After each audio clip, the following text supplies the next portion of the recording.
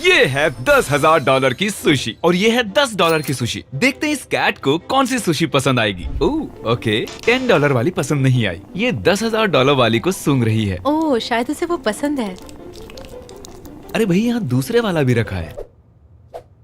Sorry, मैं ही था, मैंने उसे हिलाया था। ये दुनिया की सबसे खुशनसीब हाँ, कैट है। और मैं आपको बता दूं कि मेरी कैट नहीं है। अब शायद ये डिनर में रोज 10,000 वाली सुशी ही ढूंढेगी।